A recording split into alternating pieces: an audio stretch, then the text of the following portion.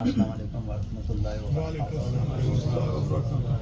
جب وہ میرے تصور میں آ گیا، جب وہ میرے تصور میں آ گیا، زیر و زبان کو حسن کا دریا بنا گیا۔ اتنا تو کمال ہے میرے شعر میں جگر، وہ مجھ پہ چھا گیا، میں زمانے پہ چھا گیا۔ اور اے بے خودی شوق، کیا سے کیا ہو گیا ہوں میں، اے بے خودی شوق، کیا سے کیا ہو گیا ہوں میں، پایا ہے جب سے انہیں خود سے جدا ہو گیا ہوں میں، جب سے انہیں چاہا چاہنے لگے مجھے لوگ، بس اتنی سی بات ہے کہ ان کا ہو گیا ہوں، بس اتنی سی بات ہے ان کا ہو گیا ہوں میں۔ اور مجھے حیرت سے کیوں تکتی ہے دنیا، مجھے حیرت سے کیوں تکتی ہے دنیا، لپکتی ہیں میری جانب نگاہیں، میرا لہجہ میرے الفاظ سن کر، مگر یہ کیا خبر ہے جہاں کو، یہ میرا فن نہیں تیری نظر ہے، میرے لہجے میں تو رس گولتا ہے، میری آواز میں تو بولتا ہے، میری آواز میں تو بولتا ہے۔ اور پیغام رسانی سے پتہ چلتا ہے، لفظوں کی روحانی سے پتہ چلتا ہے، طاقت ہے میرے ذہن کے پیچھے کوئی، یہ عرفائی ایمانی سے پتہ چلتا ہے۔ سبحان اللہ۔ حجی واجب احترام معزز مہمانان گرامی، اللہ تعالیٰ کا شکر ہے کہ جس کی توفیق سے آج ہم اس خوبصورت ذکر کی محفل میں شریک ہوئے ہیں۔ میں اس میں شرکت کرنے پر آپ سب کو دل کی اتھاہ گہرائیوں سے مبارکباد دیتا ہوں، خاص طور پر بانی محفل محترم جناب راشد صاحب کو، جو اس خوبصورت محفلوں کا اہتمام کرواتے ہیں، اور ان کی وجہ سے ہمارے دلوں کی اجڑی بستیاں آباد رہتی ہیں، بے شک بے شک بے شک۔ جو پورا ہم ایک ہفتہ 10 دن دنیا کے کاموں سے نکلتے ہی نہیں ہیں، پانی میں مدانے گھماتے رہتے ہیں۔ پیسہ تو یہاں مانگنے والے بھی بڑا کما رہے ہیں، پیسہ تو یہاں مانگنے والے وہ پیسہ کمانا کمال نہیں ہے، پیسہ تو اس نے فرعون کو، نمرود کو، قارون کو، شداد کو، سب کو دیا ہے یا نہیں، لیکن اپنی محبت اس نے کسی کسی کے دل میں ڈالی ہے، اپنی اور اپنے محبوب کی محبت۔ اور آپ بڑے خوش نصیب لوگ ہیں جنہیں یہ ذکر کی محفل نصیب ہوتی بے ہے، شک۔ ورنہ کروڑوں لوگ دنیا میں آئیں، دنیا کی ذکر اور فکر کرتے کرتے دنیا سے پریشان اور خالی ہاتھ چلے گئے۔ آپ دیکھ لیں قبرستان بنے ہوئے ہیں، 100 سال بیکار زندگی گزار کے جو مر جاتے ہیں، شام تک لوگ انہیں بھول جاتے ہیں۔ ایک دن ایسا کام کر جو کہ لوگ 100 سال تک تمہیں یاد رکھیں۔ تو جب دل میں اللہ اور اللہ کے رسول کی محبت آ جاتی ہے تو ایمان پختہ ہو جاتا ہے۔ اب بڑی توجہ کے ساتھ ایک ایک جملے میں آپ کو پورا سمندر دوں گا، سبحان اللہ۔ ایک ایک جملے میں۔ پورا سمندر۔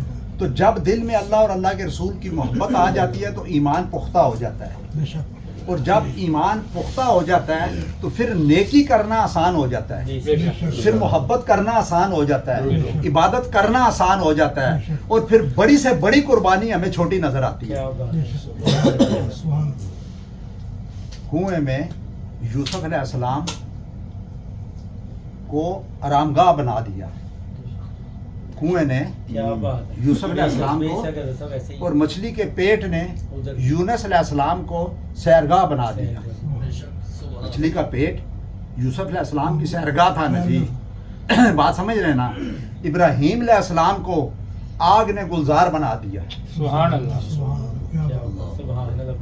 ابراہیم علیہ السلام کے لیے آگ گلزار بن گئی یا نہیں۔ اور ایوب علیہ السلام کو 18 سال، آپ پتہ ہے نا کہ جسم میں کیڑے پڑ گئے تھے، تو اس بیماری نے رب کی محبت اجاگر کر دی، کیونکہ جب آپ بیمار تھے ٹھیک ہوئے تو دیکھیں صحت بہت بڑی نعمت ہے، صحت بہت بڑی، لیکن اپنا اپنا دیکھنے کا اینگل ہوتا ہے، ٹھیک ہے۔ تو جب ایوب علیہ السلام ٹھیک ہو گئے تو کسی نے پوچھا کہ وہ بیماری کا وقت اچھا تھا یا یہ صحت مندی کا، آپ جو صحت یاب ہو گئے آپ، تو کہتے ہیں وہ بیماری کا وقت اچھا تھا۔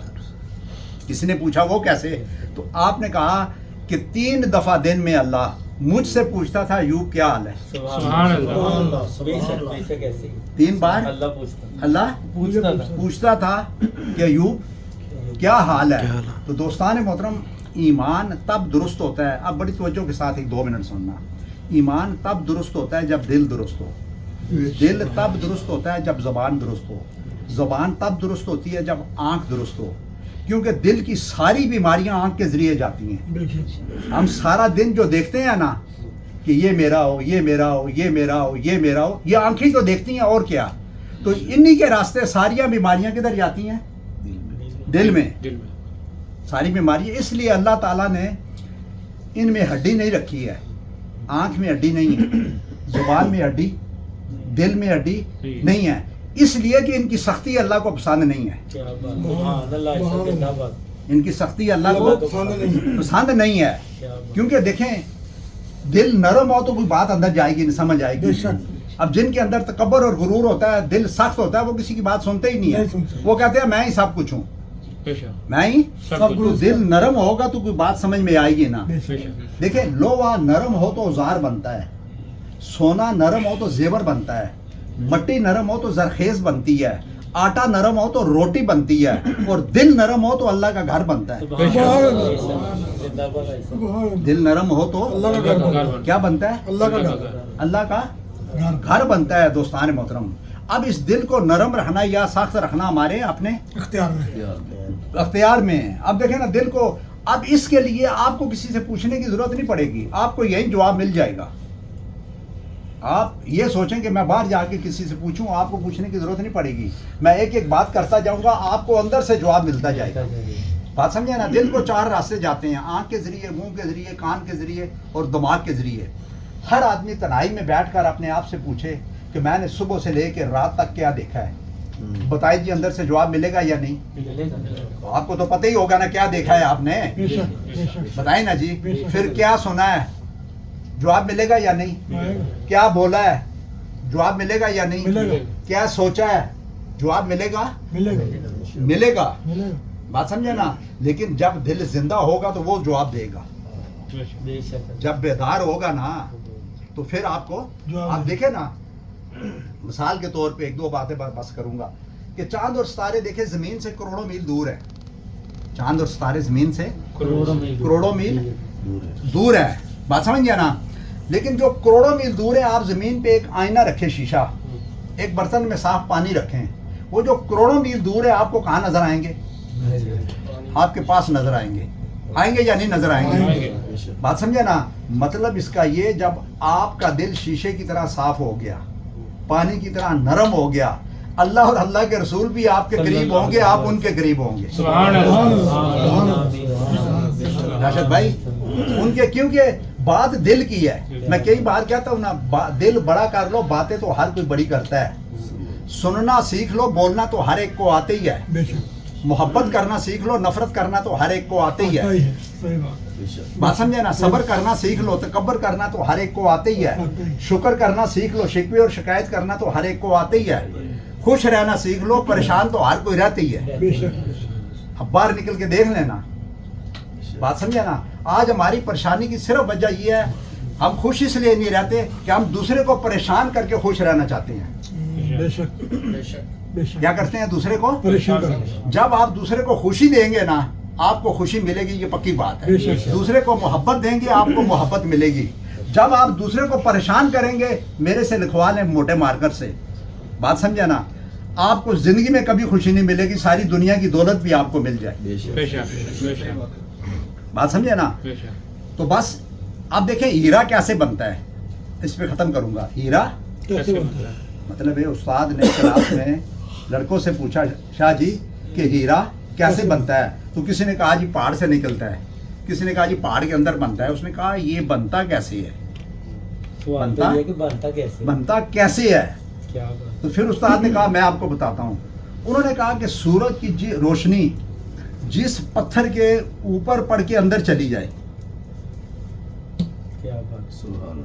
کہاں چلی جائے؟ اندر چلی جائے، وہ پتھر نہیں رہتا، وہ ہیرا بن جاتا ہے. جس کے اندر سورج کی روشنی پتھر کے اندر چلی جائے. بات سمجھے نا؟ اوپر پڑتی رہے تو پتھر ہی رہے گا، اندر چلی جائے وہ ہیرا بن جاتا ہے. صحابہ کرام سارے وہ ہیرے تھے جن کے اندر نور کی روشنی چلی گئی.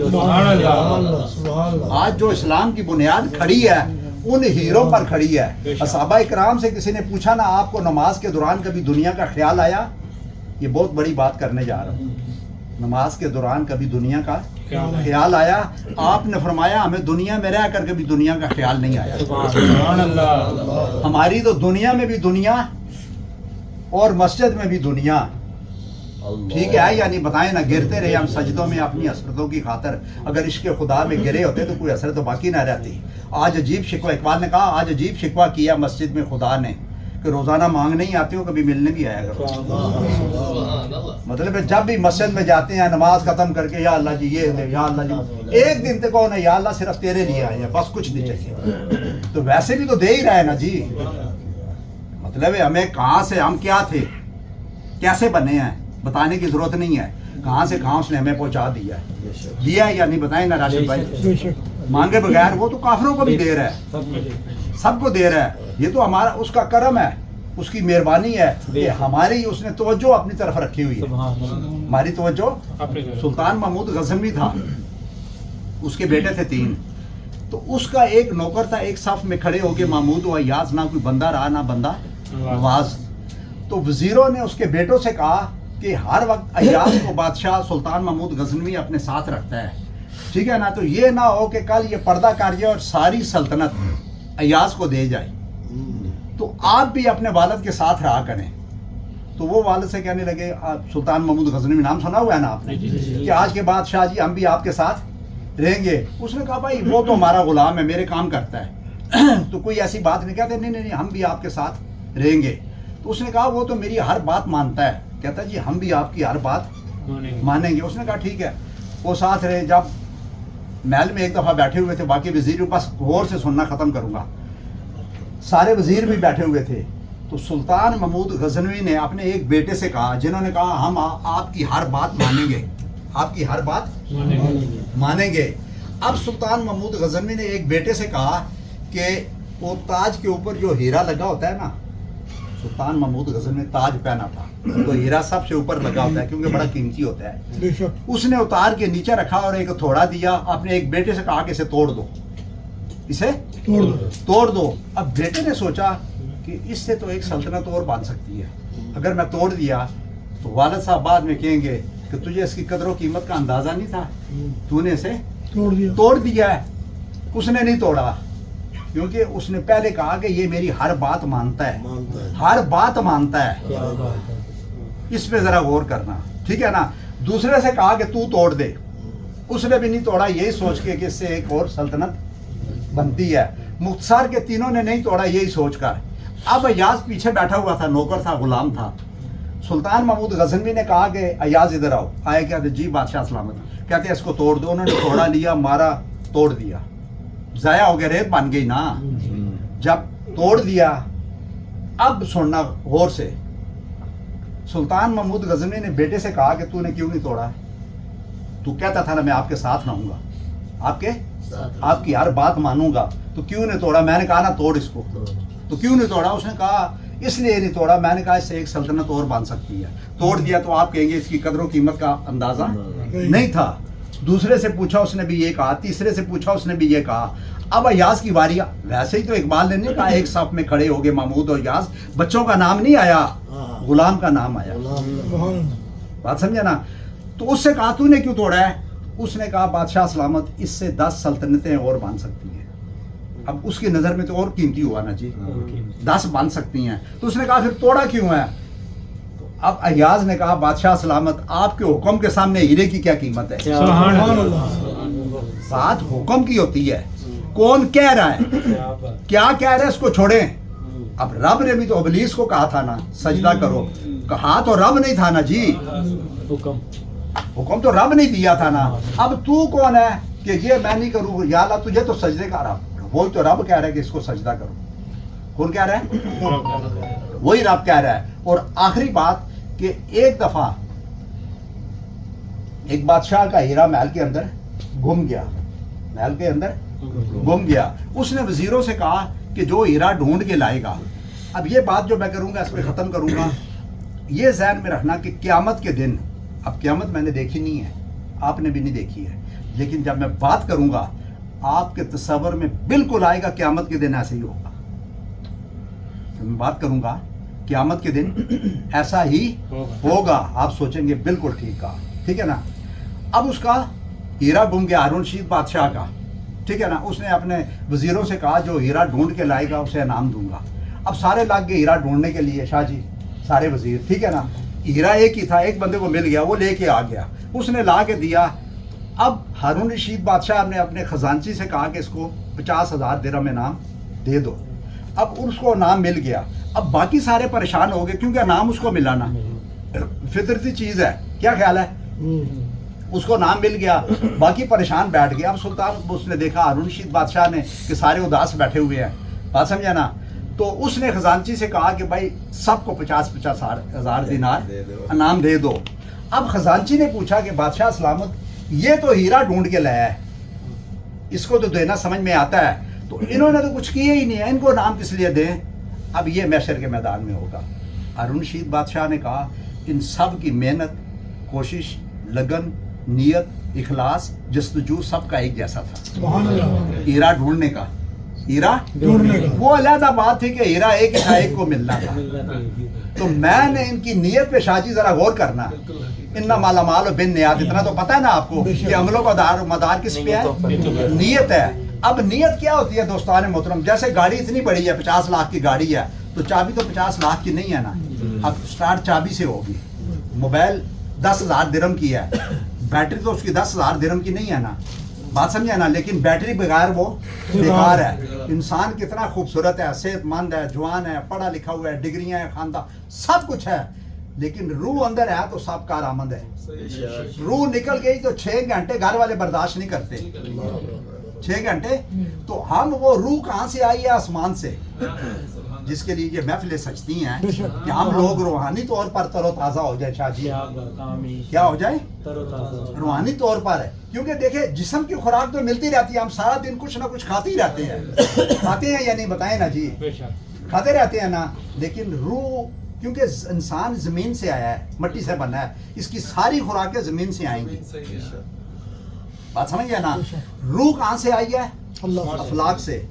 اس کی خوراک بھی کہاں سے آئے گی؟ افلاک سے.